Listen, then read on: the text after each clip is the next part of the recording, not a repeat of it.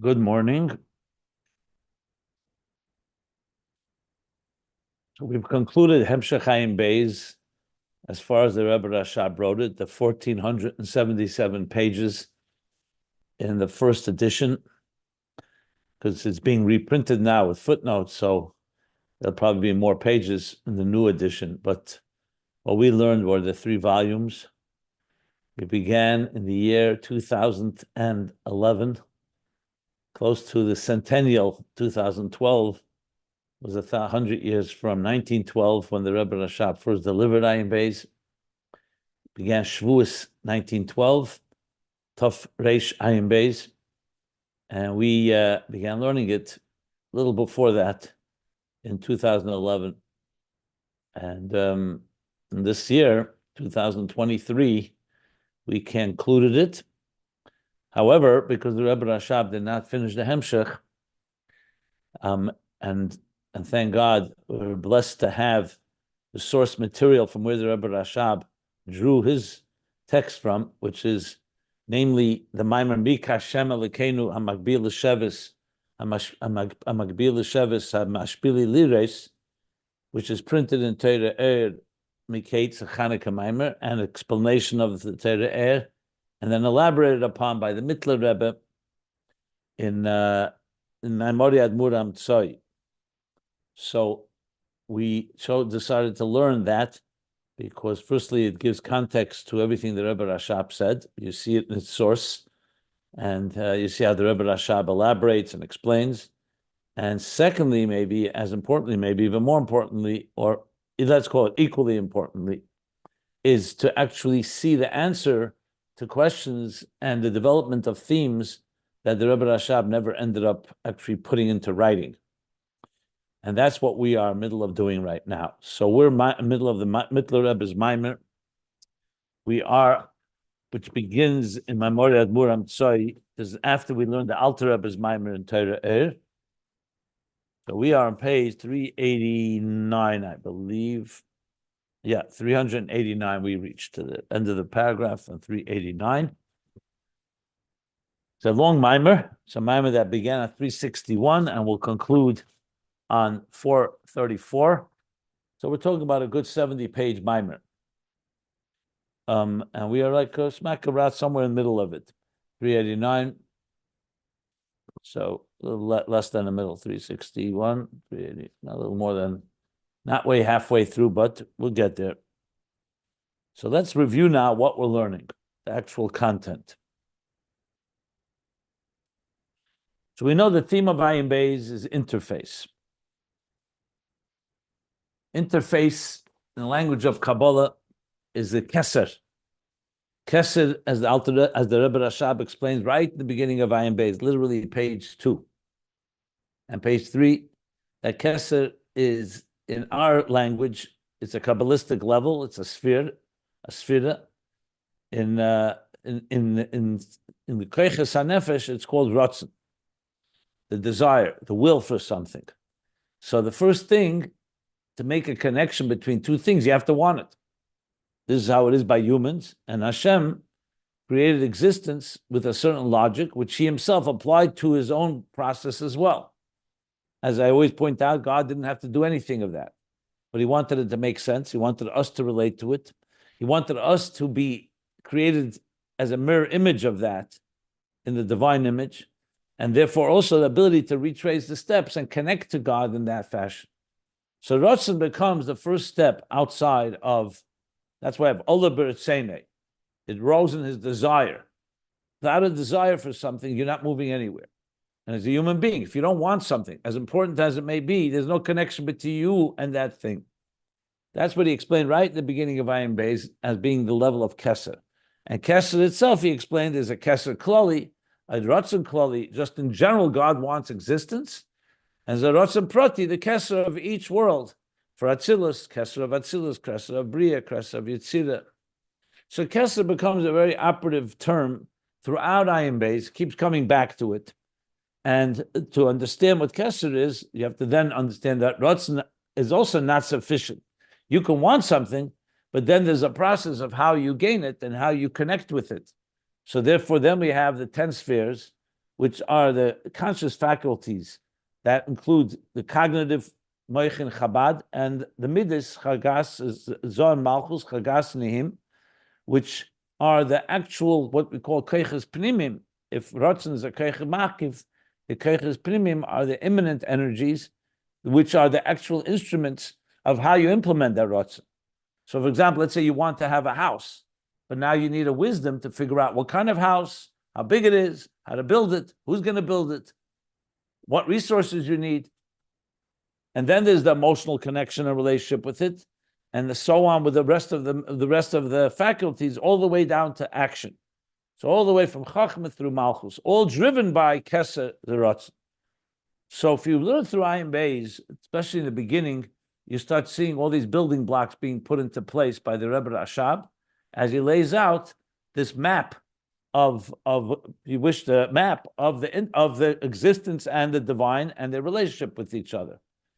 And in the process explains the immanent energies we call Pnimi or Mamalakalaman, the 10 spheres. And in that itself, there are levels. Namely, he talks about 3 definitions in the word sphera that are all 3 levels going from the divine. Remember, spheres are God's attributes, divine faculties, divine instruments through which he creates. That's why you have the 10 Asar Ma'amaris Nivra Elam.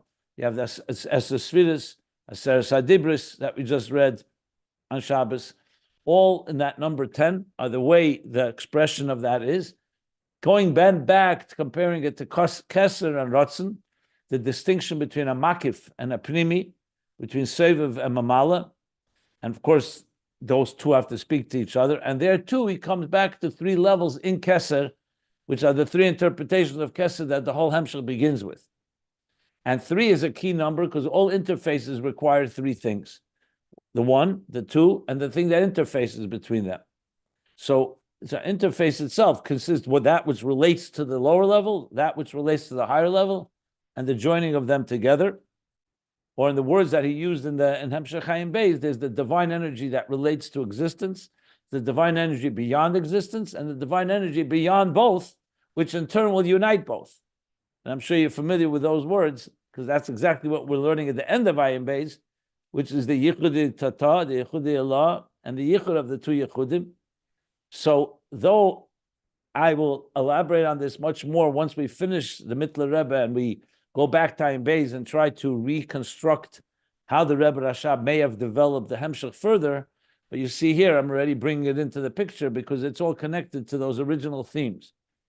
From there, the Rebbe Rashab went into a long discussion about the difference between Ner Habligvul and Ner Hagvul, these 2 types of energies. The energy that relates, the divine energy relates to existence, that the Avis, that was their primary work, is to clean the pipes and realign existence to the way the divine wanted it.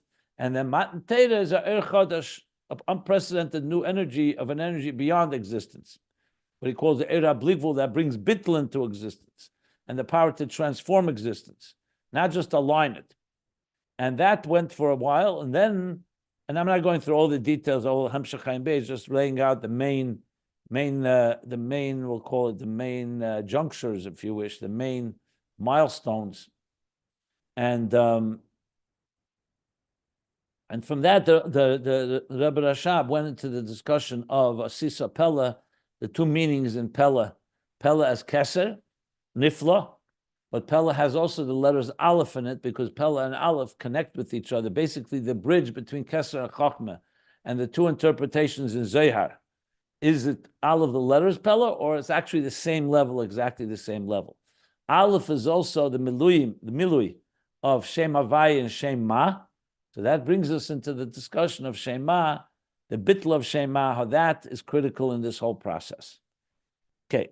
Then as he concludes, Emshech volume, it speaks about Shem Ma, compares it to Shem Ma in contrast to Shem Ban. Again, terms that we've been learning here about Tohu and Tikkun and Behema and Odom, all in volume 1. And that leads us into this difference between the 2. And ultimately, it's Ma of Tikkun, of Atzilus, that creates the proper integration and the proper harmony between the Eiris and the Kelim, between the divine and existence. At the end of volume 1, in our edition, he goes into Ramimcha Lekai HaMelech, which begins the discussion of the unity between the two can be from the top down and from the bottom up. Depending how, and Arimimcha Lekai HaMelech has two interpretations. Arimimcha is Keser, Remamus, Pella. Lekai HaMelech is the divine Elikim, HaMelech, Malchus, as it relates to existence. And are you drawing down from Keser from Makif into Pnimi, that's Mamaya Lamata, or are you elevating Aremimcha Lekai Melech? You're saying Aremimcha, I exalt, I elevate the Lekai Melech from the bottom up. And that leads into volume 2, where he discusses the whole difference between the four different relationships between Etzem and Ispashtus, Yesh Ma'ayin, Gilei Helam, and Koyach and Poyel. All different ways that the relationship between the divine and existence. And then comes the two, back to the Arimimcha Lekai HaMelech, the two ways of connecting. Tefillah is from the bottom up, Torah is from the top down. And that's where it begins, the Magid's Torah in the volume 2, Mizucha Magid's Torah, and Aseh Lecha Shtei Chatzetzes. Shtei Chatzetzes means two trumpets, but Chatzetzes is the word Chetzi Tzura, which means it's a half a shape, and it's complemented by the other half of the shape. What are the two halves? The divine and the neshama, and existence. The neshama that comes down into existence. There begins a discussion on that, and primarily the focus for around 550 pages till the middle of volume 3 is Amomata Lamaila, Arimimcha Lekei HaMelech, Lamata Lamaila, as based on the Magid's Torah.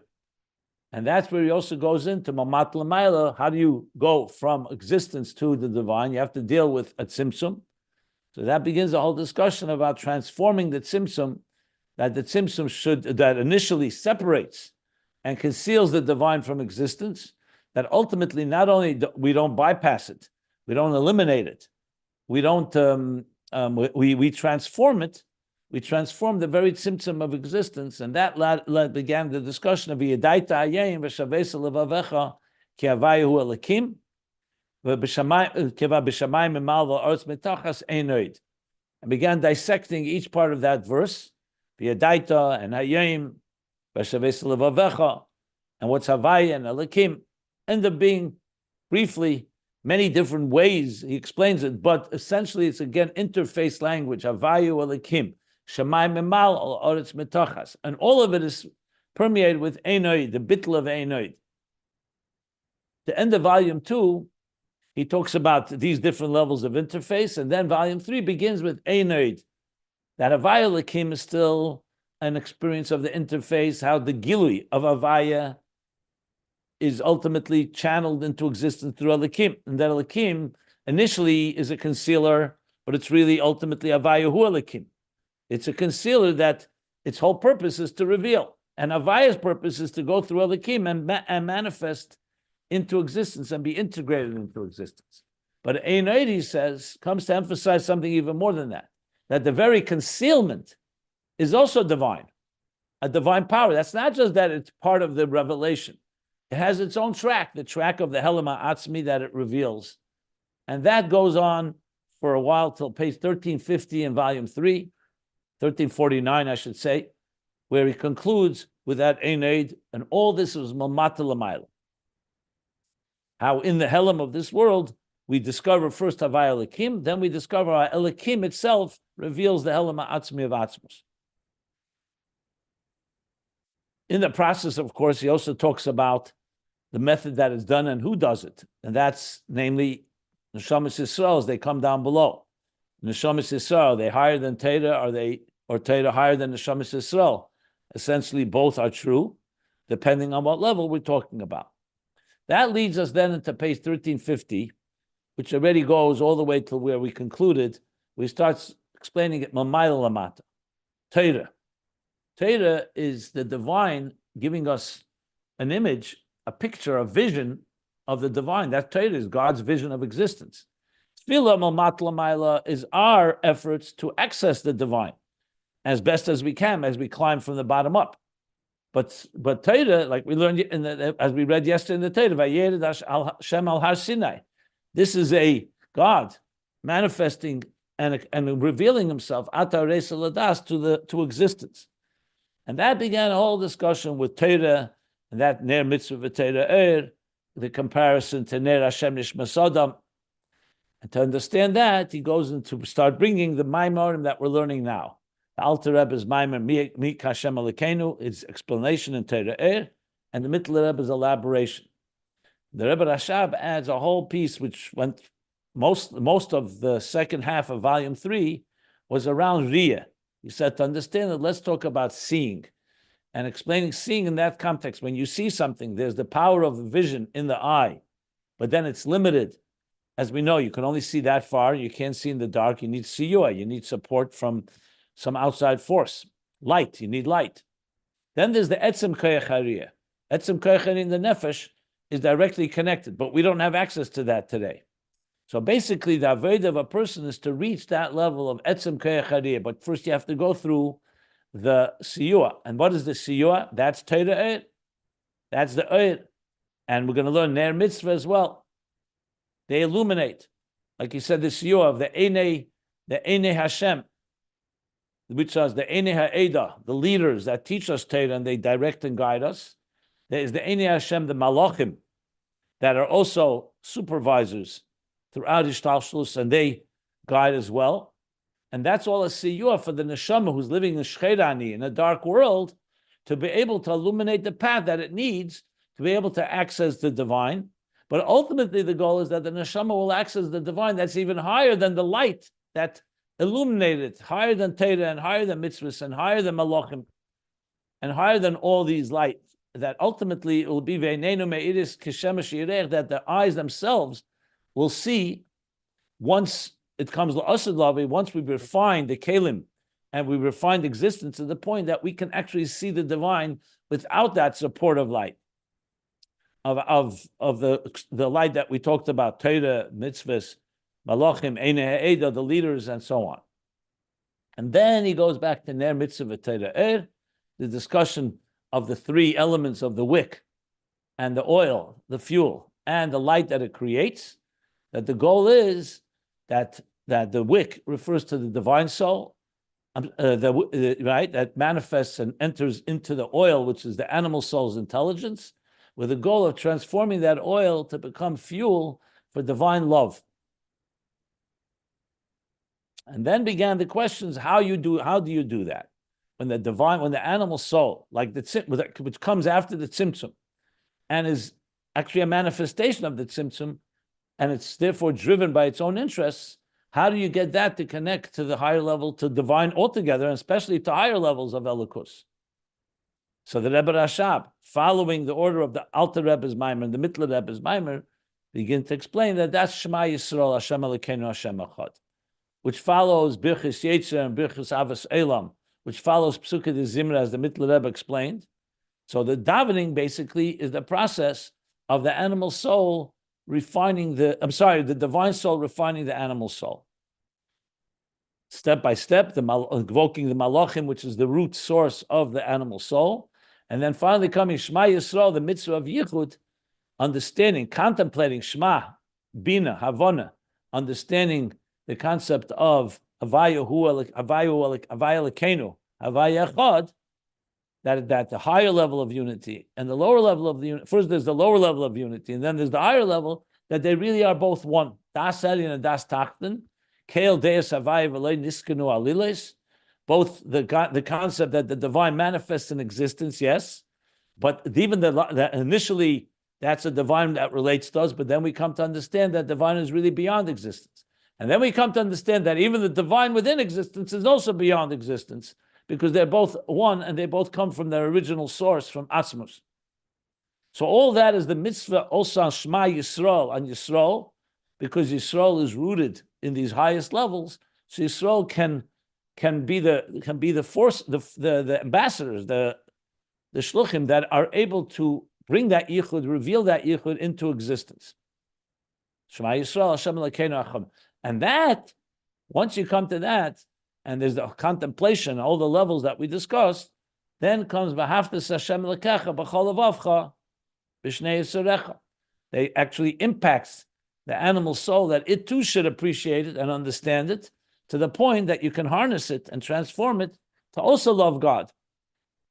Because the divine energy enters into existence, including into the animal soul.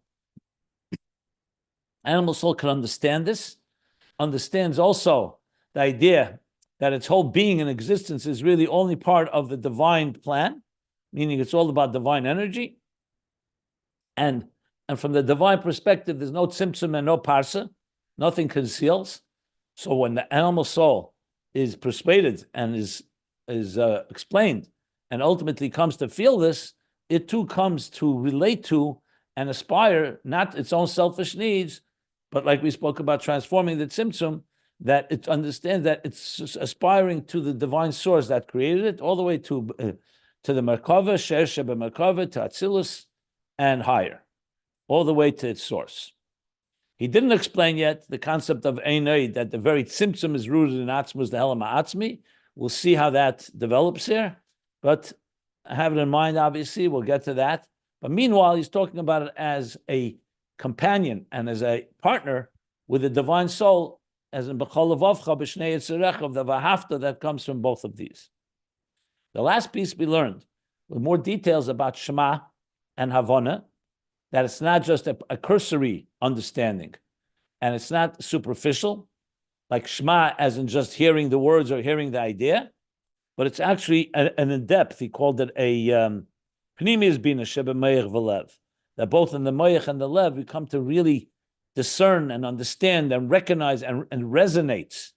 So if really full understanding, and for the understanding to be complete, you also need Das. It means Das ain't Bina. And that brings us back to the pasuk V'yadaita Hayom. There the emphasis is on Das. So the Shema is now also permeated with the V'yadaita, and then you have the Das, which brings the Hargosha, like he said, the personalization, the Hargosha, the feeling of it. Like he said, when it comes to Das, Das creates the experience. He gave them several proofs for different psukim that you have the idea. Chaynan la'adam das u'melamed le'enish bina. Yisrael la'yada ami lo yizbeinen. That if you don't have das, you don't have the person who doesn't have beinen doesn't have das. And of course, the example from the Eitz Hadas. That's in the negative, that what did Eitz Hadas do? It gave them an experience of it, hargosh in it. So the same thing is in Das Lamaila, it gives a der het dezach zeir, that it becomes hargosha, you actually feel it and it resonates in the deepest way. So Das complements Bina and basically rounds it out. So Bina together with Das creates this experience. That's why Das brings to the heart, which the same thing as Shema brings to the Havana of Shema, brings to V'haftas Hashem Elokecha b'chol levavcha, that even the lev and even the flesh, the lev of flesh, the heart of flesh of the animal soul also comes to love godliness. That's a quick summary from the beginning of Ayin Beis to where we are right now. Now, of course, the last pieces we learned are in the Mittler Rebbe's Maimer, because as I said, the Rebbe Rashab, where he stopped, was the yichud of the two yichudim. No, it's Shema Yisrael, Hashem Elokeinu, Hashem Echad. That he explained. And where he stops, we can see the Mittler Rebbe then continues and brings it back to now more details in that Shema, and ultimately its impact on the animal soul. So the Rebbe Rashab never gets back to the impact on the animal soul, which is what we're learning right now. And now we're going to go back to, let's not forget, Ner Hashem Nishmas Odom. It all begins with the flame, with the fire, with the candle. The three aspects of the candle, which was in Ayin Beis, began already on page 1350. He came back to it on page 1463, and then continued explaining and asked some questions about this candle. But as I said, never finished it. But the Mittler Rebbe is finishing the subject. What are the three things and how it all comes together? So everything we've learned about the divine soul, educating the animal soul, is now going to be applied to the posuk, the candle, Ner Hashem Nishmas Odom, that the Ner Hashem, which is the neshama of the person, consists of how does it become a flame, and how does that flame grow through its effect on the animal soul, the oil. That's what we're going to go back to now. where we're up to. So I'm happy to take any questions. Obviously, the topic is not over yet. We got to have to learn that. We still have to go back to Ner Mitzvah B'Torah, which was not finished. And then there's some other ideas that the Rebbe Rashab said he would explain, but we never got to that explanation. And hopefully from the Mittler Rebbe's Maimer, we'll be able to derive the explanation of those points. And we'll work our way backwards, meaning as these knots are tied up, then there's the bigger knots as we go back to earlier themes that the Rebbe Rashab had referred to, either did not complete, and then connected back to the central theme of Ayin Beis, back to Keser, and what would most likely have been how the Rebbe Rashab would have tied everything together as he developed these ideas. He would definitely bring it back to the ideas of Yedai Ta'ayim, and all the way back to Keser, and the early themes all the way to the beginning of the Hemshech, which every Hemshech, the end is going to tie up what was said in the beginning. But we were not Zoicha, we didn't merit to see that in writing from the Rebbe Rashab. Mashiach comes. I hope we can check with the Rebbe Rashab whether we were correct in how we developed it, but we're also going on pretty strong foundations here of the Mittler Rebbe's Maimer and Alter Rebbe's Maimer. So, with that mouthful, I will stop for a moment if anybody wants to ask anything. And if not, we are ready to continue learning.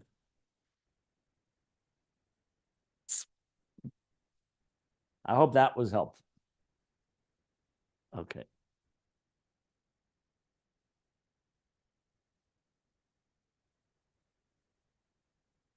So the new paragraph is on page 389. The pages can be found at ayinbeis.com, and let's learn. There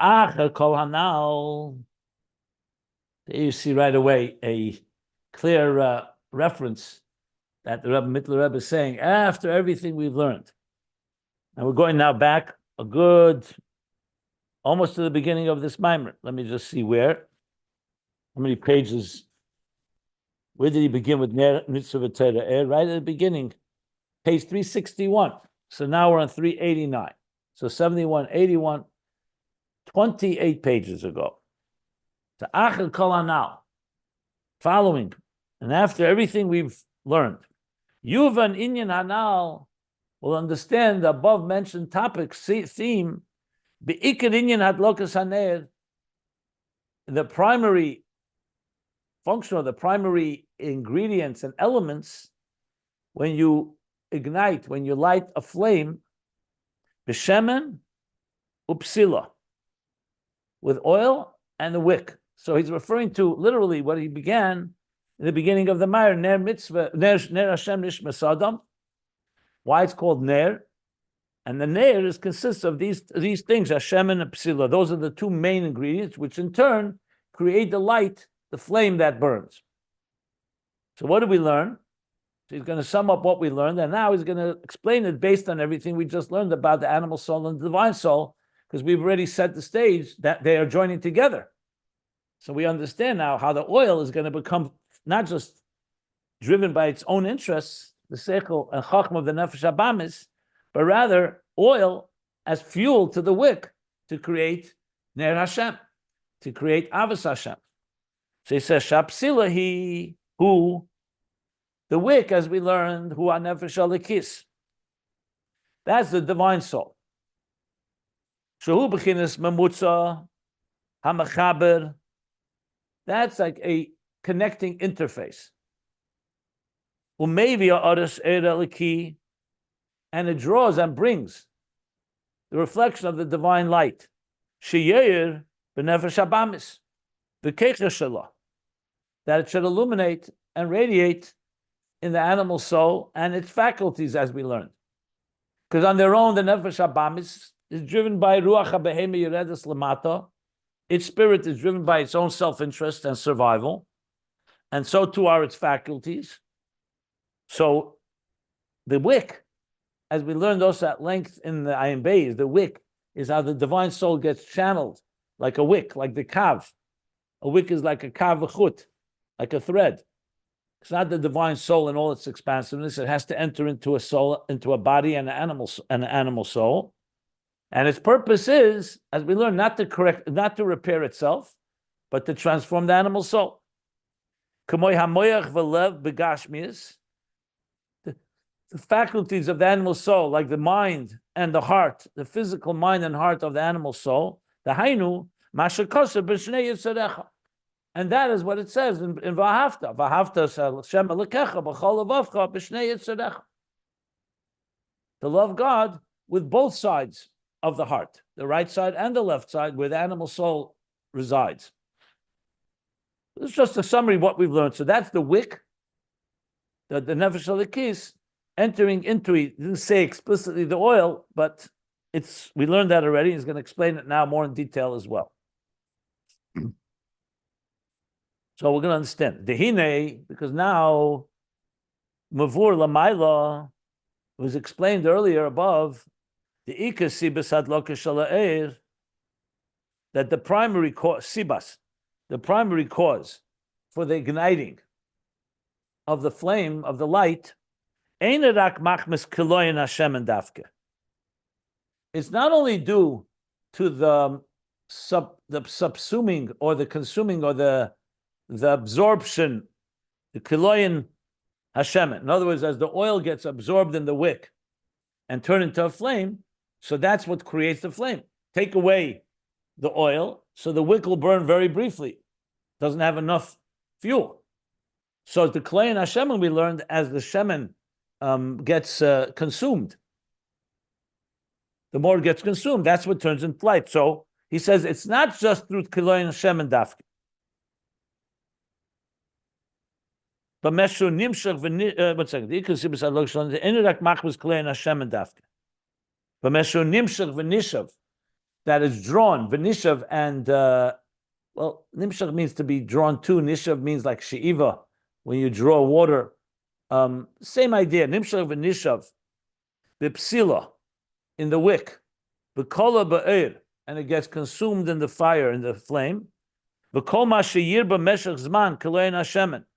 And the longer that this takes, this process of meaning a slow burning flame, the longer process it goes, the that's what defines how long the candle will burn. So in other words, if it burns out, if it goes very quickly, it won't burn long. So this process is a process that goes, he says, the longer the takes to consume the oil, but in the flame, consumed by the oil, so too will be the length of the time that it will burn. And when the shemen is completely consumed and finished, the oil will no longer burn, it will essentially burn out. And he continues, she's summing up what we learned back on page 361, 362, those early pages, and also the tzlila, the clarity, the avokas ha'er, ein rak lefi erech tzlilas Hashem kiyadua. So this is interesting. There's a parenthesis, there's a bracket, parentheses, and a parenthesis that ends after the bracket, which is, I have to figure out what that means even. One second. The bracket ends after Vagam. The parenthesis starts before the Vagam. Very weird. Okay. That I've never seen before. A parenthesis that begins before the bracket ends. The bracket ends, and the parenthesis continues. Okay. So tzlila, we learned tzlila, it's like from the word refined. The more refined the oil is. For example, the oil has a lot of sediment in it, or has other particles, it will affect the clarity of the burning. Like you see an oil that's dirty or defiled or whatever it may be, with a lot of sediment, the flame will sparkle, will flicker. But if it's a very clean oil, clear oil and clean oil, clear oil is the right word for tzlilus, then the flame will also be very clear and burn very smoothly. So this all, in other words, so what do you see from all this? That is the oil that determines what the flame will be like. But he's saying it's not just that. Let me read again because I want to see the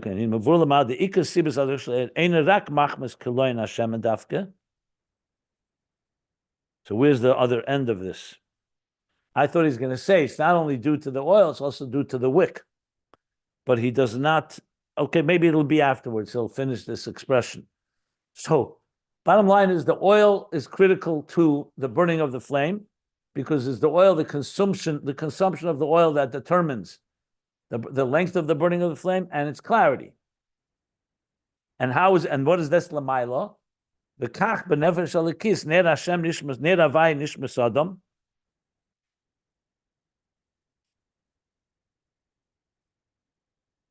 Let's read. I know he didn't seemingly end that. He said that he could einerak. So he didn't add.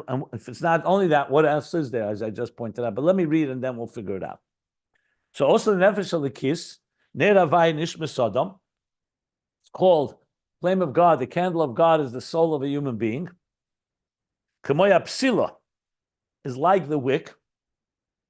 Shubches keli lo'ed hanechas ba.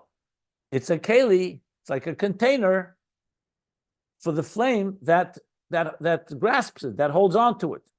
In other words, take away the wick. If you only had oil and you didn't have a wick, it also wouldn't burn properly. So the wick is like the mamutze you said. The wick is absorbing the oil, but it's the wick where the flame actually burns. The flame is not burning inside the keli, inside the container where the oil is. It's the oil that's feeding the wick, and that's where it's burning. Kacha neshama, so too the soul. Remember, he said nefesh alikis is the wick, the soul. It's a keli to the eir eliki, being fed by the shemen. That you, teir, will illuminate my candle. So what's that? The Ato is talking about Hashem. So you illuminate my candle. My candle here he's talking about is the psila. So the divine soul is the keli that holds on to and grasps the divine. V'nikra Ner Havaya Mamish. That's why it's called Ner Havaya Nishmas Odom. Mamish Ner Havaya. Havaya, not Elikim. We learned earlier, it's Ner Havaya, which is relevant because we learned Havaya is the higher level of the divine, and the Neshama is rooted in the Havaya, the highest levels, and it brings it down into Elikenu, Havaya Elikenu. Just keep that in mind. So I don't see yet. So I have to say, this we have similar, I think something similar earlier. I don't know if there's a line missing, or the Mittler Rebbe just did not finish the thought and assumes that we can figure it out. But I want to say this. Earlier we learned, and I'll go back to the actual language. He said this language earlier as well. He said that even though the oil is critical for the flame to burn, like I said, he said even earlier that only the wick would not have enough, would just burn very quickly. However, he said that ikar of the ner is also the psila. Because if you only have the oil, what will make it really burn as a candle? Yes, you could light oil. There are ways you can do it, but it's very difficult. And it's not going to be a candle. A candle is a flame, a single flame that's burning, each candle. So the candle is defined by the wick, not just by the oil. So the oil is critical because it fuels it. But the candle is, but the wick is critical because it burns through because the candle is what absorbs the oil and directs it to being a flame. So you have both elements. So when he said, how could you light oil? How could you light oil? I don't know if you ever see some magicians do it. You could do it. You could. So what's the mile of psila? What do you need it? Try lighting oil and you'll see how difficult it is, and it won't burn properly. It'll, you could light oil. You never seen people put oil in a container, and if you do it properly, you can light it. I don't know how long it'll burn, but it's definitely not going to be candles that were supposed to be the way candles are supposed to be. The way you light, you need wick and oil. So earlier he said the following. I'm just looking here. On page 362, he said that the Mishnah says, "Shekol shemesh ein nimshach achar psila ein madlikin." He made it very clear how you both have to have particular oil and particular wicks, because not every wick also burns properly. I just want to see where he said the language. He said, "Ikar adloko b'shemen v'lei b'psila," and yet, let me just see it. I dropped the card here because I came to pay. I don't have the card. I know I took it out of that.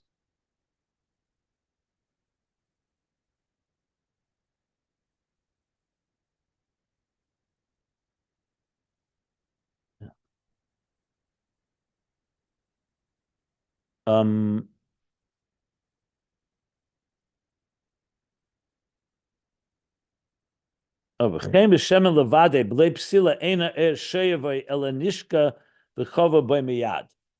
the bottom of 362, he made it clear that you need both. So I'm assuming that's what he wanted to say here, that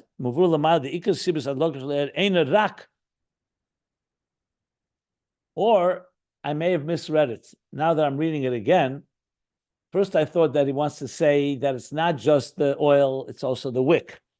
But you know what? In Hebrew, you could say Ein Rak Machmis, you could read it not the way I read it. Ein Rak Machmis, it's only due to the oil, which he also explained. I think that's probably more correct. And then this whole exercise I'm trying to explain what is Ein Rak is incorrect. I think that's what he means to say. Ein Rak Machmas, not it's not only due to the oil, but something else. Ein Rak, it's only due to the oil. Yeah. And it's not a contradiction to what he said earlier, because you also need the wick. But he did say there that the primary lighting is through the oil. So I think that's what he means. That's why doesn't come back to that phrase. So I stand corrected. I read it, I think, wrong in the first place. And I stand, so the way you should read it, Ein Rak Machmas, the oil. It's only due to Machmas Kalein Hashemen. Not only the length of the burning, but like he said, also the clarity of the burning. Okay. He said it before also. Listen, let me finish, and then I'll stop for questions. And the same thing with the divine soul. That the Ner Havaya is that the psila is necessary because the psila serves as the, like he said, mamutza, where the flame grasps, and it's the like you said in the command psila, she begins and I was going to explain what the oil does to feed the wick of the divine soul, to feed it. So that's what we're going to continue learning. You want to ask something? No, before he also used it in the same way, Ein Rak, which is means like you said it now. It's only for that. Okay, fine.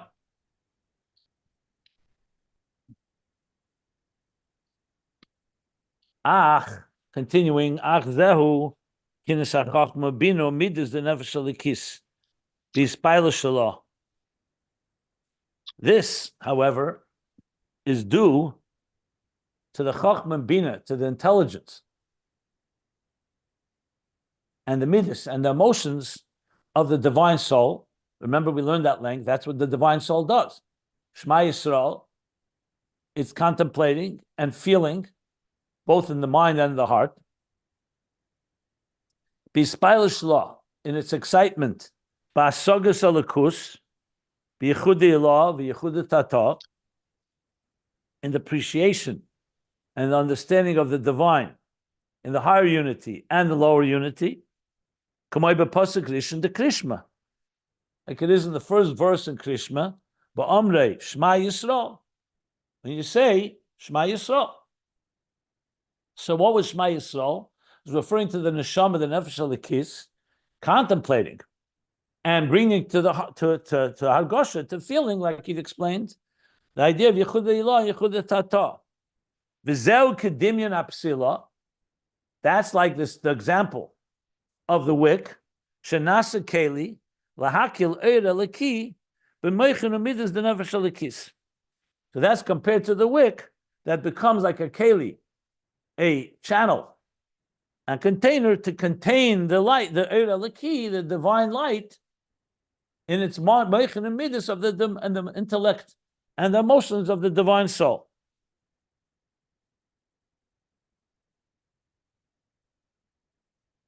But we still have to understand how does it affect the animal soul. So the ein zeraka mebchinas memutza, like he said earlier, and this is nothing. This is only like a memutza, an interface. Lahavi gili eraliki gam b'keiches the nefesh habamis,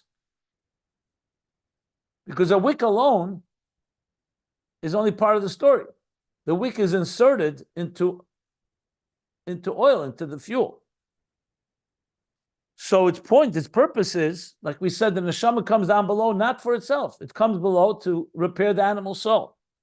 So this Gilead, the goal is to bring the Gilead key, not just that the divine soul loves, understands and loves God, but it should also affect in the faculties of the animal soul. In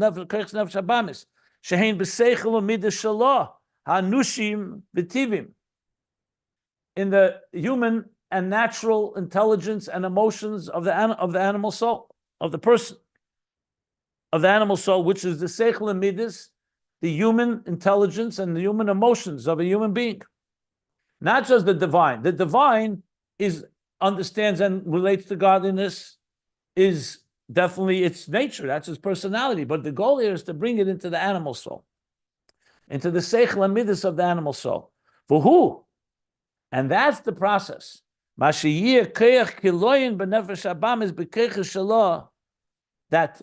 to do that, you have to affect the animal soul on its own.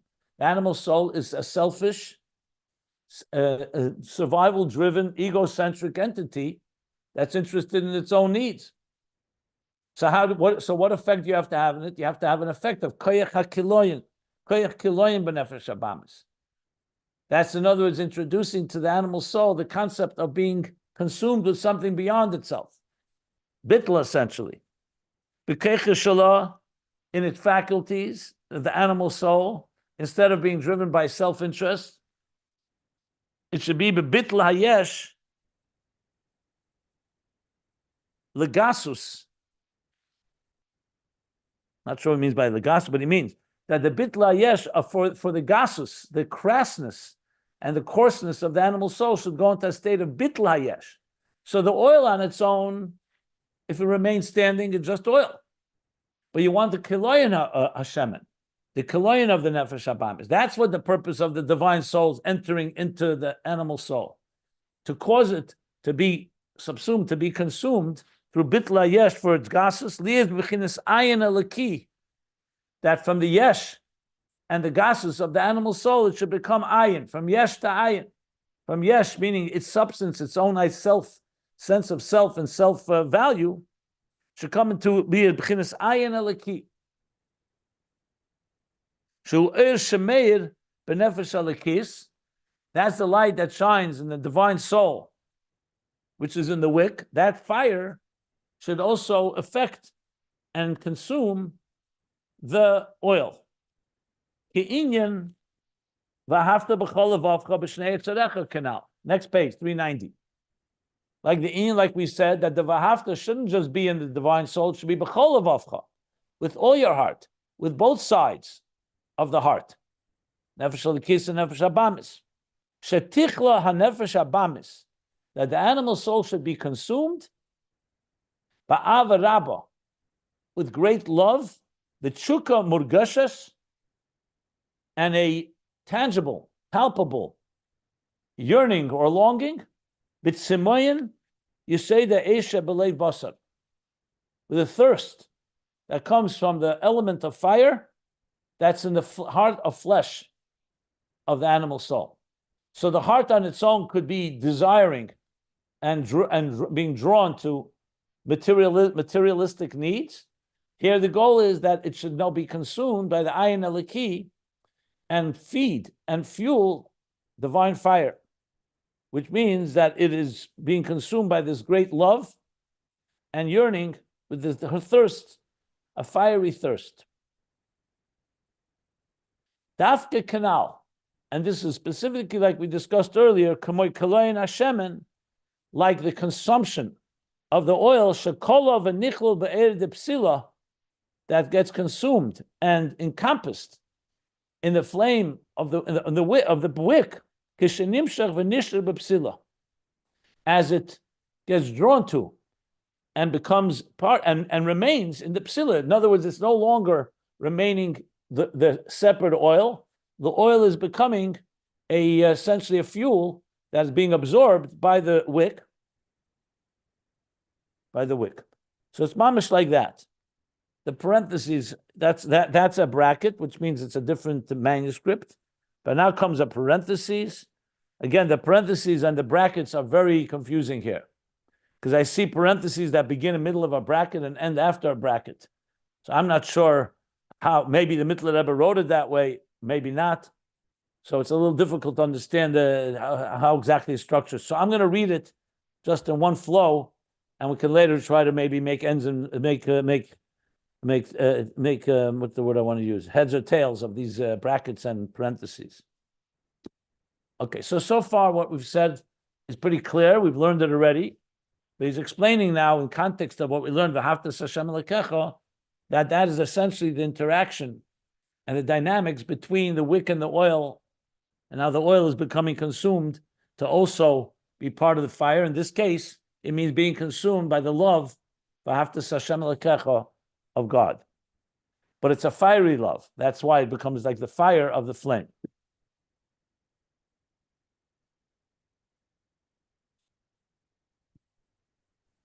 Can I ask a question? Sure. It's not clear to me if he's saying that it's in terms of which part is doing the contemplation, Nefesh Elokis and Nefesh Bahamas.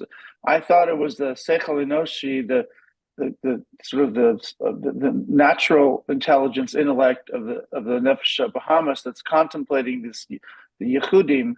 That is what transforms it or brings it to want to participate in Elokus. But here who educated? But who's teaching the Nefesh Habamis? Nefesh Habamis right. on its own doesn't get. That's the whole Nefesh Elokis. The soul that contemplates on Shema Yisrael, Hashem Elokeinu, Hashem Echad, it's contemplating to the point that it influences. If you go back, he actually used the words that also the Nefesh Habamis Seichel should be maskim. There's a teacher and a student here. I see. Okay. The divine soul that is understanding and feeling it, and in turn transferring over that awareness to the point that the seichel of the nefesh habamis would be maskim, he said, and be compelled to agree and compelled to also appreciate and understand this yichud. Thank you. Yeah, that's the wick. It's basically harnessing the oil. Yeah. Okay, now he says, Omnam, so this is a parenthesis, Omnam avur l'mayla, however, it was explained earlier, above, the gam sibas hamshacha shel hashemen, that also the cause of the shemen being drawn, meaning being drawn to the wick, mashenimshach v'nisha v'nichlel b'psila, the fact that it's being nimshach, drawn, and remains v'nishar, and remains in the wick, because it doesn't fall back. It's not like a straw that you suck it and then it goes back. Once it's drawn into the wick, it remains in the wick. That's why it burns. So nisha v'nichel b'sila zeu bo de'er dafke shemeshach es Hashem. So we learned earlier that comes through the oir dafke that draws the oil. We'll see what he's qualifying here. I'm not sure exactly. Let's just read. Kach gam, so too, masha tichla nefesh habam is belev basar. So that's in the muscle. What is actually drawing the oil? Is it the wick, or is it the flame in the wick? So we learned earlier, it's not just the wick, because if you don't have a flame, the wick and the oil, the wick can stand and the oil stands and nothing's happening. I mean, the wick may absorb a little, simply because it's made up of ingredients that are absorbers, but it's only when you light the wick where the oil begins to draw in. It's like gas in a car. The gas is inside the car, but it's not being consumed until you are driving, and it's actually, you need the oil to feed and fuel the fire. So what this means in Aveda, we'll see. But he's saying, so we learned that the Hamshach is Shemen, yes, without the wick, the flame would not be able to draw from the oil. But it's the main drawer, so-called drawing force, is the flame. Or it says here, Gam Sibas Hamshacha is the flame. So too is it in the Nimshal, in the moral, which is the Veda. And ignore the bracket, because I'm not sure how you're supposed to read the second half without the beginning, without the bracket, without what's in the bracket, because it's all like following. Gam, 1 second.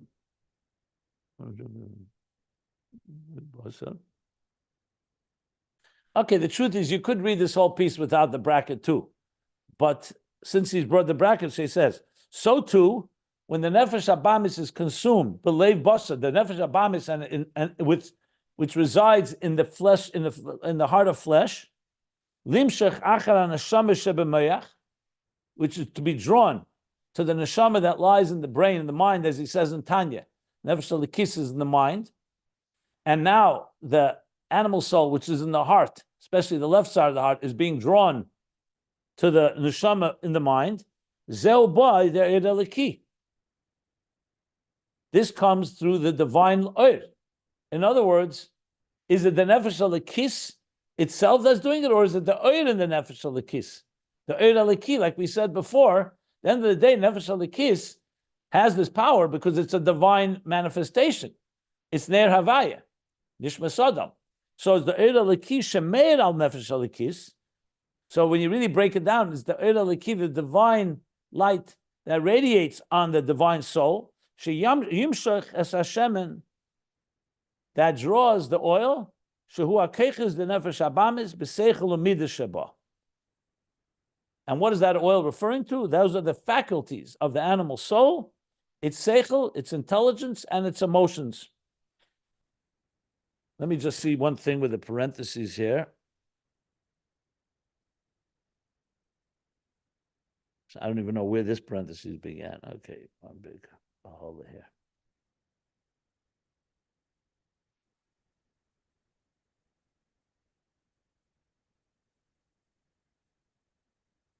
Okay, so what he added here was just I think it's a nuance of, not a nuance, it's a point that when you say the wick, it's not the wick alone that's drawing the oil. It's the fire that is burning in the wick. So in other words, the divine soul power to draw and the animal soul to it is the divine energy within the divine soul. Okay, so it just he's emphasizing that point. And it's the brackets that really emphasize that. Without the bracket, he also says it, but not quite with the same emphasis. And I don't know where the beginning of this last parenthesis was. I don't find a place that it could have begun.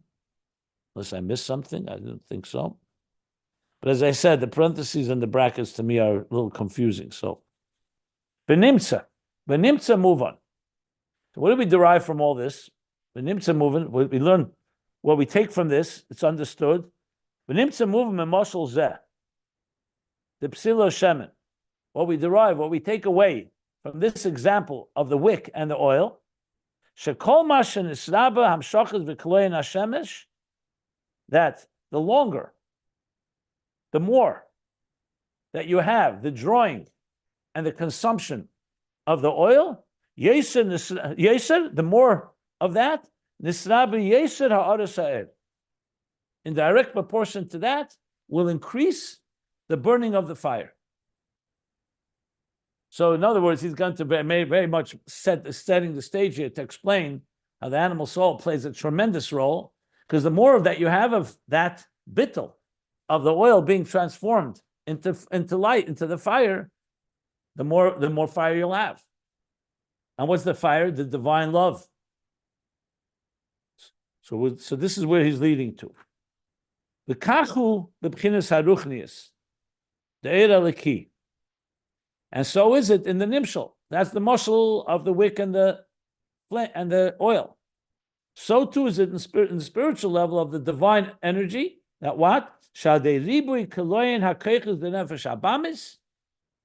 That through an abundance of consuming the faculties of the animal soul, the seichel anushi umidis hativim, with its human intelligence and its natural emotions, the more it's consumed, the more it's directed toward be'elakus, telekus, laves as Hashem b'yetzer hara, shebelev basar, to love God with the yetzer hara as well, with belev shebelev basar, which resides in the heart of flesh, ulira mimenu, and the more, and also not just to love, but also to revere the divine godliness. Oi, another form of experience can be belev nishbar, that it has that the animal soul feels a broken heart. Lima is bechayev, because it looks at its life and looks at it and is disgusted by it, and it recognizes that it's been focused on complete trivial or even decadent matters, instead of being focused on the truth, the real reality of godliness. So it causes the heart to break. It's a broken heart in a good way. Lima is bechayev, to despise the way it was living its life, or the way it's living its life. Ulevatul v'lichlal kol taivas gufnim, and to eliminate and to encompass all the physical desires and pleasures. So when this is happening, that means the oil of the animal soul is being, the more that we do this, and he says again, I'll repeat again, the more that we cause it to love God, to revere God, and to have a broken heart over the priority that it has placed in its life on materialism and its pleasures, the more you do that, through that specifically, that increases the fire of the divine soul, in the divine soul, with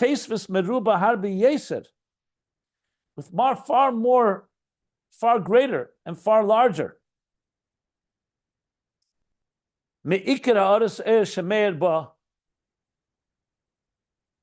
From the primary fire that's burning in it on its own, what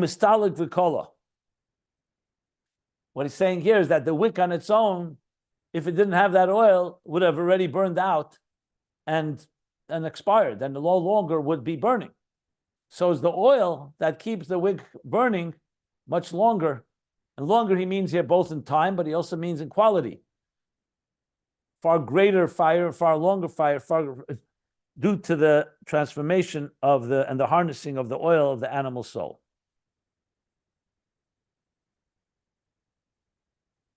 The Zeu Inyan, and this, I'm going to go back to Torah. I want to see the Rebbe, the Alter Rebbe said this, but he said it very briefly. Mittler Rebbe is elaborating.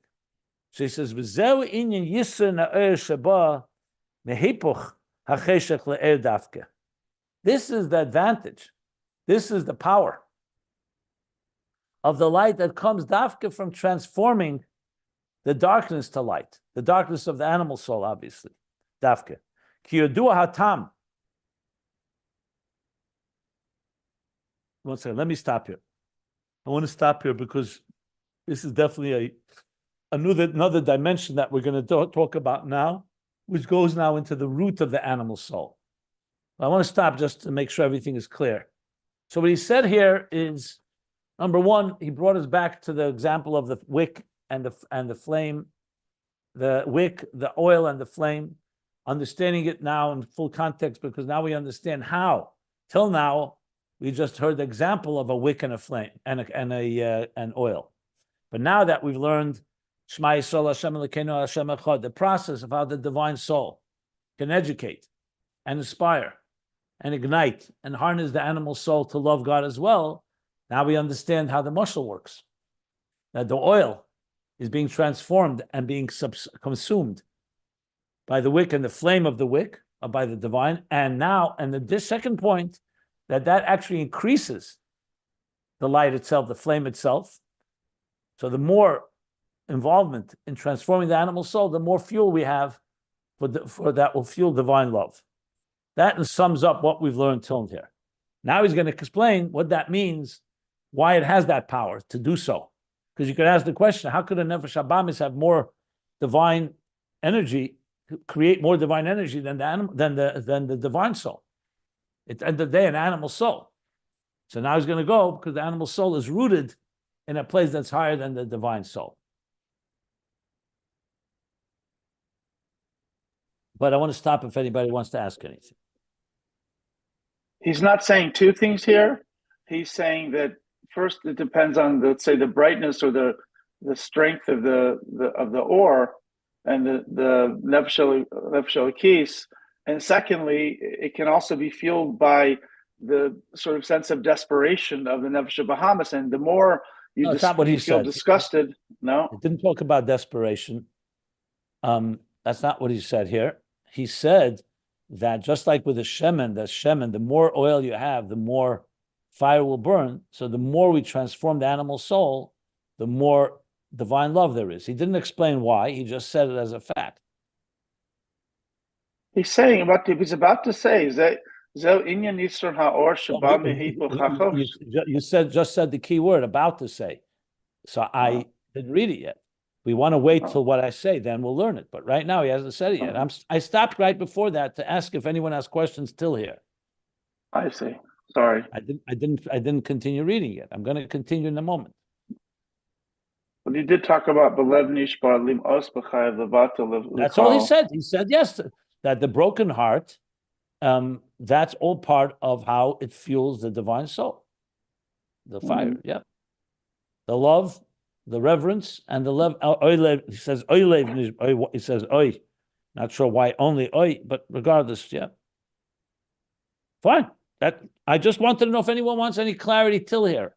Yeah, I do. Okay. I have a clarity. I was sort of taken aback when the Rebbe says here, when you relearned, I think you relearned rock that it's only dependent on the quality of the cellulose of the oil rather than the oil and the wick.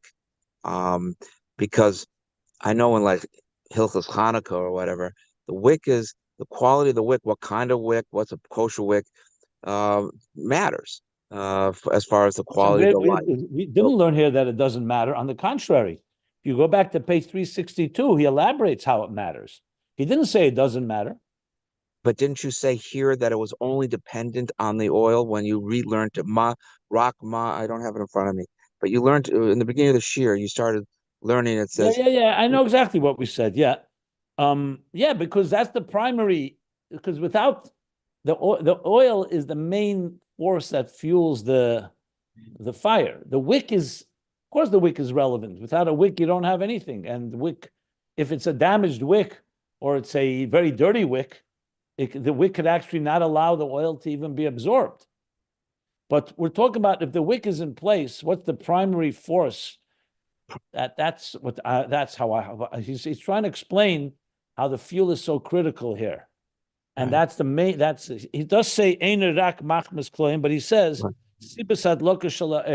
because if you only had a wick, you would not have a flame. It would burn out in a second or two. It just would be very, very quick. And that's why I referred to go back to page 362, where he elaborates. Remember, he's summing up what he said. He doesn't repeat everything he said earlier. In page 362, he explained what I just said. He explained that it's mainly the oil. You need the wick, but it's mainly the oil that defines the quality of the fire, not the wick.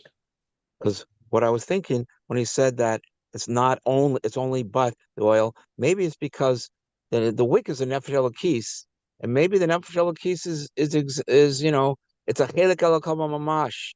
So there's no different kind of wicks. It's all one wick. It's the same wick. Your nefesh elokis wick is the same as mine and everybody else's nefesh elokis wick. So there's nothing to discuss about different types of wicks because it's chelik elokah. I don't know. I have no comment possible. Okay. On page 362, I would refer you back to 362. That's where he breaks it all down. I don't know if that's accurate exactly, because neshamas, as they come down below, do have different personalities. There's a nefesh elokis from chesed, from gvura, from teferes. So I don't know. That's why the 7 branches of the menorah. So I don't know if I would say that all wicks are the same. But point being is that if the wick is in place, and you do need the wick, the oil, once it's burning, he says it's really due to the oil. In other words, the wick is not what creates the flame. It's the oil that creates the flame. However, remember, the oil doesn't create the flame. The flame really comes from the fire itself that you light, that goes through the wick, and then the oil is fueling it. So initially, it's lit by the divine soul with the divine power. But the burning of it, the ongoing burning, is the function of the oil. That's essentially what he's saying, and that's what he said on page 362. When you said the nuance, referred to that nuance of that point there, I thought that was actually very essential, that it's the fire of the Nefesh Elokis that's drawing, is really causing the kleon of the oil. Yeah.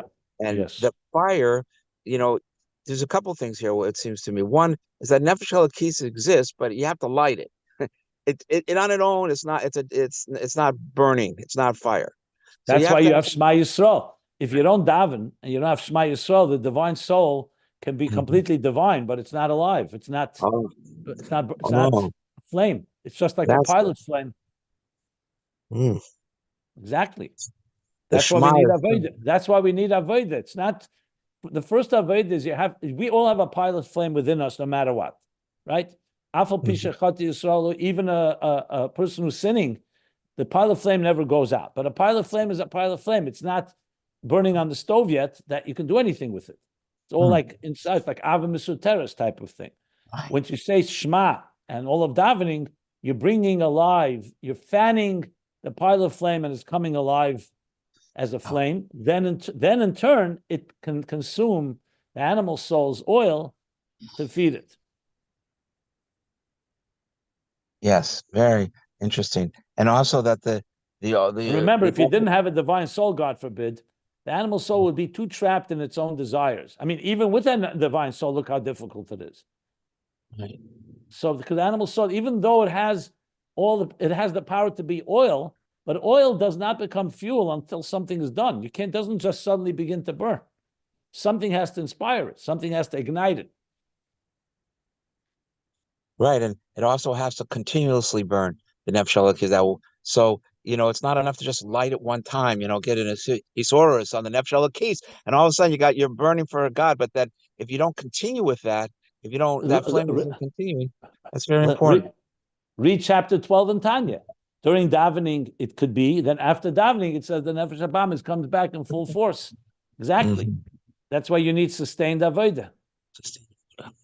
Right. Yeah. Great. Thank you.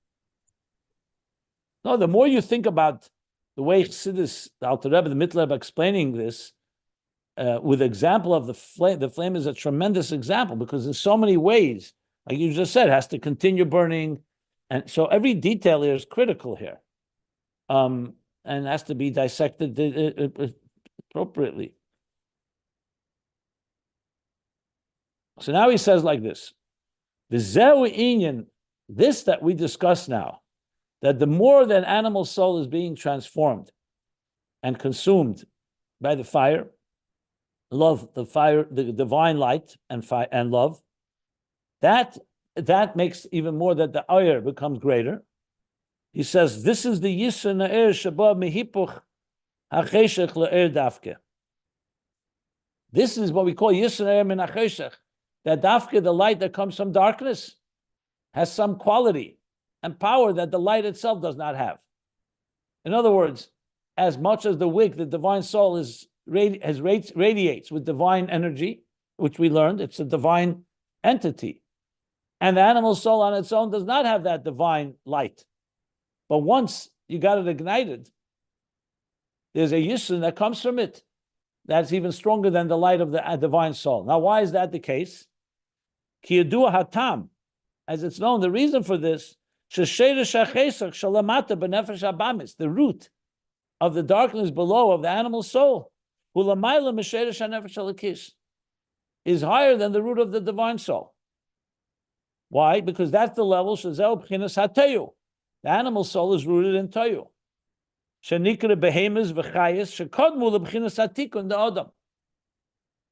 Eres of Tohu are called behemoths and chayas, cattle and animals, or cows and animals, which precede Shekadmu, precede the world of Tikkun, of the Odom. We know Odom is the world of Tikkun, but Tikkun comes after Tohu. So the intense energies of Tohu, which are not balanced and not harnessed, and ultimately cause a shattering of the containers, but that intensity precedes and is higher than the more balanced energies as they are integrated within Tikkun of the Odom. Canal, like we learned earlier, be'inyan of Odom u'behema, b'chinas ma'aban. We learned about Odom and Behema, so he explained clearly. That's why Behema is stronger than an Odom. Raf Tfu is b'keyach sheir. They come from Ma is Odom, Gematria Odom, Ban is Gematria Behema. So we learned the b'chinas Ban, the Klipas Nega, that the Ban of Klipas Nega, Ban goes down and manifests within Klipas Nega like the animal soul. Achar abirur m'shem ma the nefesh alikis. So yes, indeed, when it goes down, it's therefore in a concealed state. But in that concealed state, it has great potency and power. Once Shem Mav, the Nefesh Alikis, refines it, it elevates even higher than the Odom of Ma above. You need Ma to be Mavar Ban, but once you do, Ban goes even higher. To where? To the level that's called Hu B'chinas Sag, the Tohu. Because Ma, the Sag is the third name. We know there's the four. Ma, Ban, Sag, Ab. So the name Ban is rooted in the name Sag, and Sag is connected to Tohu, which is higher than the Ma of Atzilus. So Sag the Tohu. And the Raya, he brought a Raya before also from this. Proof, Mina Karbonis, from the offerings. We know the animal offerings in the Beis HaMikdash. Why do you need an offering? If a human being is higher than the animal, what does the animal come to contribute? And another Raya, Umina Merkava. Hel Yena. Shenesim Esakise. So we know from the Merkava what carries the Kisei, the throne, upon which the man, Adam Elyon, the supernal man, sits. It's the behemoth, like the Pnei Sher Sheba Merkava, like we learned earlier. How could it carry it? Because it has something, even though on one hand it's like the feet, lower, because it comes down lower, but it has a power to elevate and go even higher. So he brings two rayas, one from Tohu and one from Merkava, which is mostly in Bria. We learned this earlier as well, like he said. Ukahai Gavna, which means there's other examples. These are two that he brought. Similar. Valkain Yochas Lias. And due to the fact that the Shem Ban of Behemoth is rooted higher, that's why Yochas Lias Koyach Godel Behipo Cheshach Le'er the Nefesh Abamis. That's why there can be this tremendous power that is harnessed when you transform the darkness to light of the Nefesh Abamis. Bebitl Kol Rotzen Zar, by eliminating every strange alien desire, meaning not toward godliness, toward materialism, toward the antithesis to God. Rak la Hashem levadei, and you're redirecting it only toward godliness, only toward God. Krishma, in this process called b'chol levavcha, with all your heart, canal, as we discussed earlier. So in Krishma we do this. So it's not just that the animal soul contributes, and it's also, or it's not only the animal soul goes along with the love of the divine soul, or contributes to it, it actually adds a whole other dimension of power and divine potency and divine energy, because it's rooted in a higher place than the Nefesh Alikis in Tikkun, in Atzilus. And it's dafke through this transformation and harnessing of the animal soul, Yisra b'ha'er godel v'chodosh the nefesh alikis. It increases the er godel, and he calls now v'chodosh. So he's actually calling a new energy within it of the divine, of the animal soul. Shanikra Ner Havaya. So it contributes a greater energy and also something new in what is called Ner Havaya Nishmas Odom. So the Ner Havaya Nishmas Odom, on its own, it's Ner Havaya, the divine soul, but it becomes a lot stronger and something even new in it through the animal soul's transformation. Yeser me'etzem ha'er d'shem Havaya, the Tikkun Sheba. More than the Shem Havaya that's initially in the divine soul, in the Tikkun, the Olam HaTikkun Shema of the divine soul, Vidal, the Dai Lemevin, expression commonly How used by come? How come, Tucker? One second. Let me finish my sentence. The Dai Lemevin, a commonly used expression from the Mittler Rebbe, where it uses meaning enough for Maven for those that understand, meaning there's more to be said. Sometimes like Ein Kama Kema Lahadik, but the Dai Lemevin means I've said enough for those that for the discerning ones that they should then develop this further. Vidal. Okay. 1 second.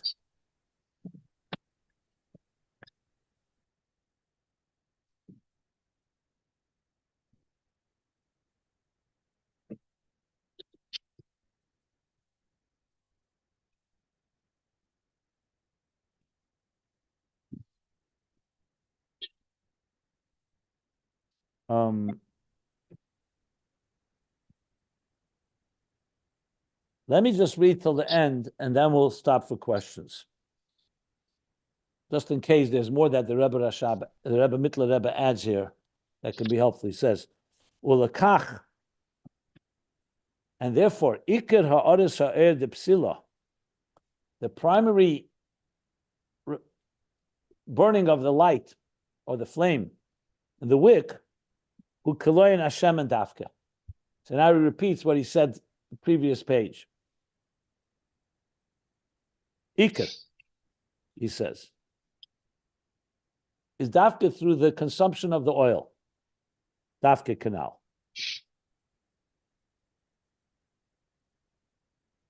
Why? Because this oil has a power that even the wick, at least in the levels of Seder Shtalshus, does not have.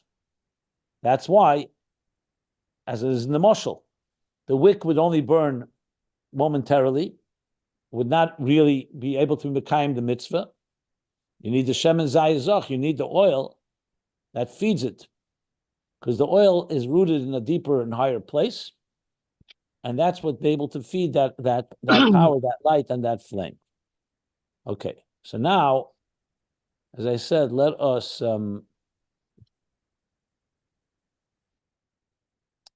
continue till the end of the paragraph. But however, gamze atzmai, this too, this very fact, that the oil is being consumed by the fire, by the flame, and this is indicating on, this is referring to the consumption of the animal soul and the Yetzer Hara within the animal soul. He says that Lashon because in Torah, if you remember, he said Nefesh Abamis is the whole Nefesh, all the 10 faculties. The Yetzer Hara is the 7 emotions within the Nefesh Abamis, just for the record.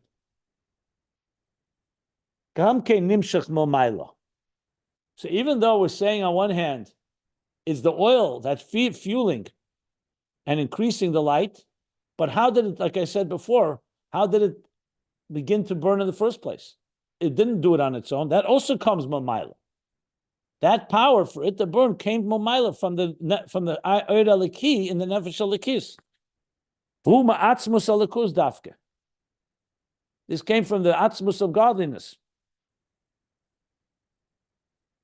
So let's not forget that. In other words, even though you need the animal soul to be inspired and ignited in order to do all this, achieve this, the burning of the candle, but it all began, who lit it? So he says, V'zeu, the pasuk he brought earlier, Ki ata te'er neri, you are the one that ignites my flame. Ata te'er neri, he said at the bottom of last page.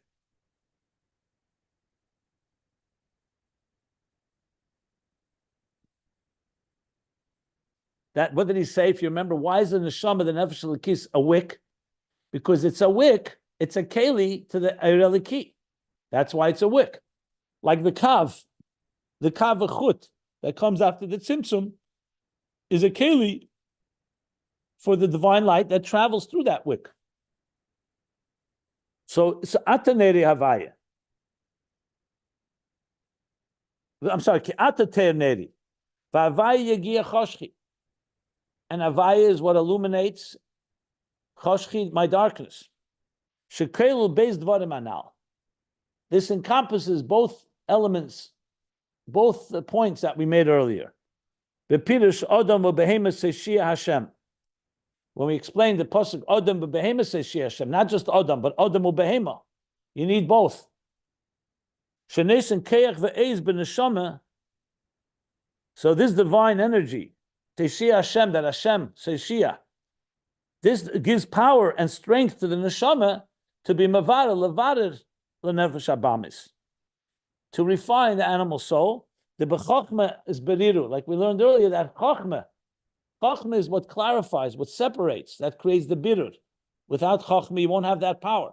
So as much as the animal soul has great potential, but you need something to get it going, to ignite it, to trigger it all, and that's the divine that gives power to the animals, the divine soul, to in turn affect and refine the animal soul. Chachma is beriru, b'shem havaya the nefesh elokis b'chinas ma. So chachma is beriru, which is what shem havaya nefesh elokis b'chinas ma. That's what has the power to create birur. V'zeu shekosav k'ata teir neri. And that's what it means. Ata, you ignite my flame, my candle. That's the second part. So the first is you ignite my candle, so that gives the power to refine also the animal soul. And then it says, and Havaya now illuminates my darkness. So the two psukim are coming to these two parts. One, igniting the divine soul, which in turn ignites the animal soul, and then the power to transform. Lahir gam chesher the nefesh habam is to radiate, illuminate also the darkness of the animal soul. Shehu kaloy and hashemen. That's the idea of the consumption of the oil. Sheyavura v'yala lamayla min ha'er be'etzem, the nefesh elokis, to be refined and then indeed elevate to a level that's even higher than the er on its own be'etzem of the nefesh elokis. And now he adds, that's also the vav, zeu vav the vahavaya. You say vahavaya.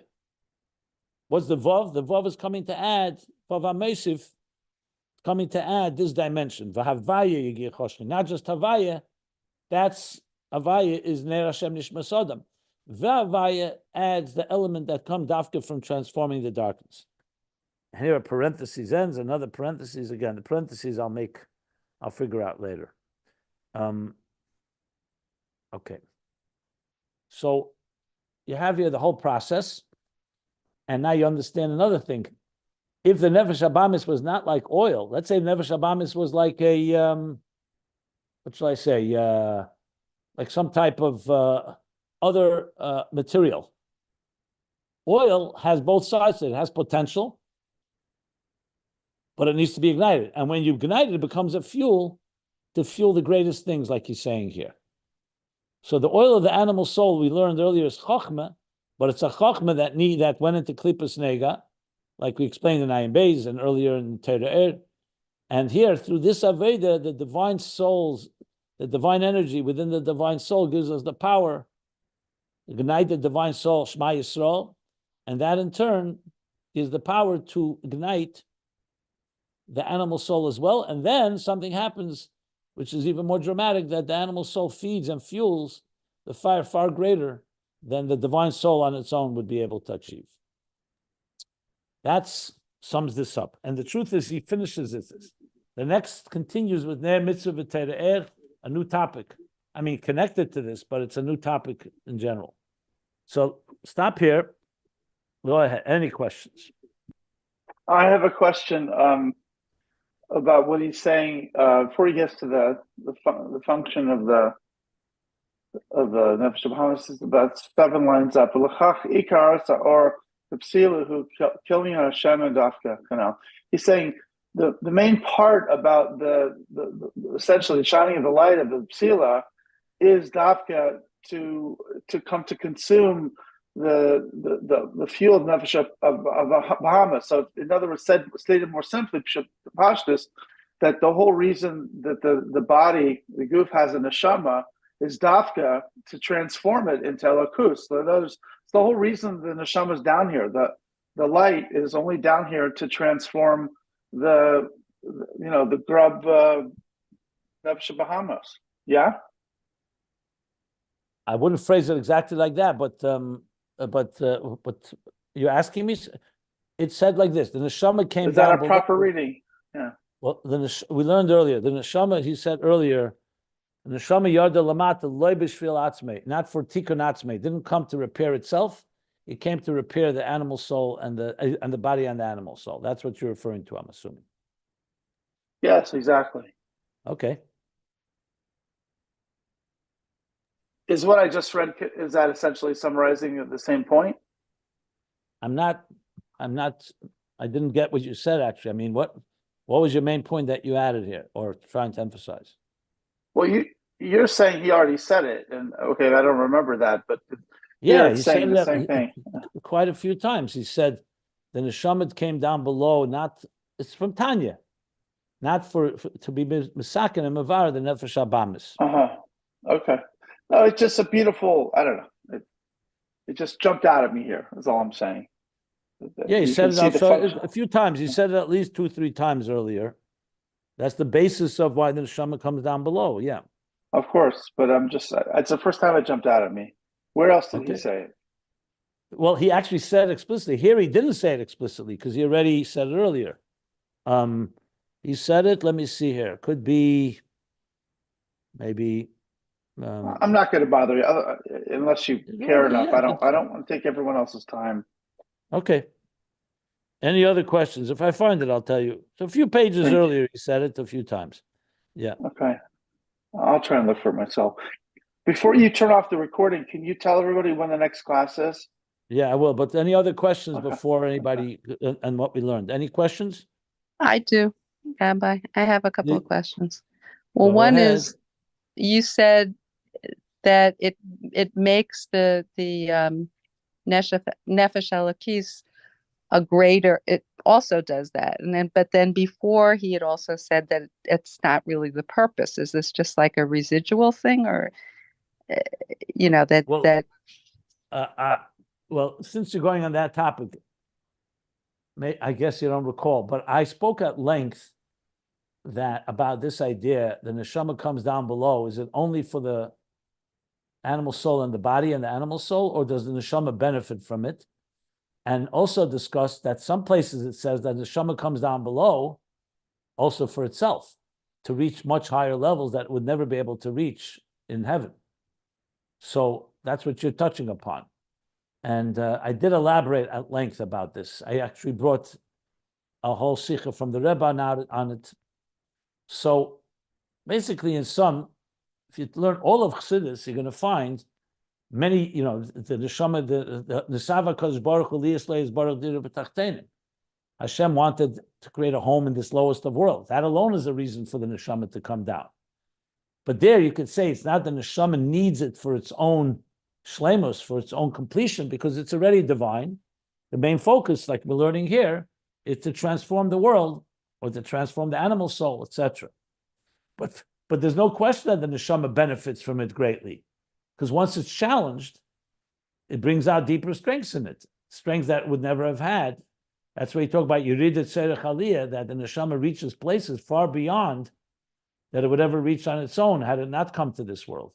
You find that many places in Chassidus discusses it. Not a contradiction. Now, you could say, if the neshama did not have to come down to repair this world, would it come down just to get a greater thing? It's a hypothetical question that's not really relevant practically, because that's not the case. But the fact is, yes, it's like a teacher and a student. A teacher could be complete even without students. But once he goes into the level of teaching students, it will definitely enrich him, and he will grow in his intelligence and his mind. Same idea. I don't know if that's what you're trying to clarify, but that's the point. Yes. And then the other thing is that this is not what he's Okay, discussing. I and did they- find, by the way, since you're both talking about this topic, if you go back page 363 and 385, that's where he explicitly brings this idea, Neshama Atzma does not need Tikkun. Right here, yeah. 363 and 380 and 385. And it's very relevant to what we're learning here, because it's like remember the Mittler Rebbe is relying on what he wrote earlier, so it helps. Yeah, go Where ahead, on sorry. 385? Somewhere in the middle of the page, Okay. around middle, not a little less than the middle of the page down. That is helpful. Thank you. Neshama Atzma in Tzarech Tikkun lo yarda rak levara leklippus neged nefesh habamis. Thank you. Yeah, and 363, as I said. Yeah, go ahead. What your other question? I'm sorry. The only other thing, I mean, and maybe this is, he doesn't mention this here, but this is all like the same thing that's going on in the temple with the actual physical animal. Is this like a metaphor for that, or is that just like he's not talking about that at all? He said he brought about the animal offering. You talking about the animal offerings? Yes. Mm-hmm.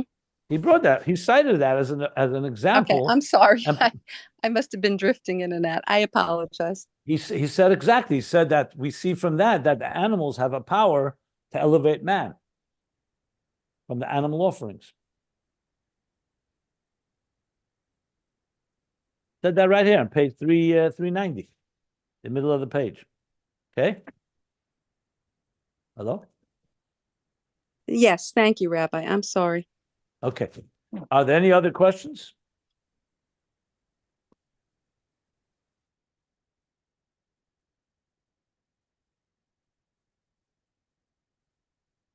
No other questions? Yeah. And just for the record, I believe in Ayin Bays, if you go back in Ayin Bays that we've been learning, there he elaborates on this whole topic about the neshama coming down. Let me see if I can find it right here. Yeah, I think so, right here.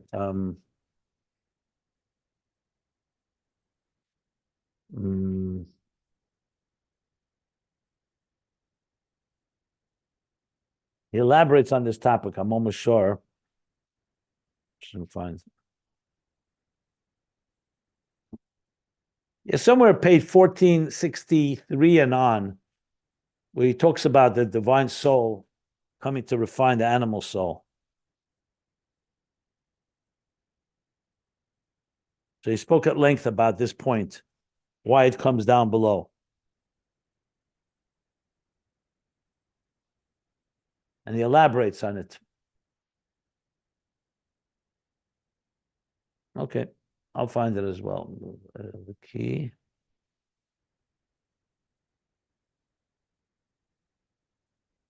Yeah. Are there any other questions?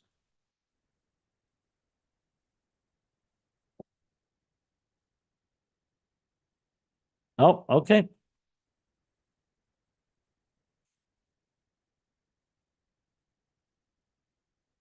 Okay, so we'll stop here.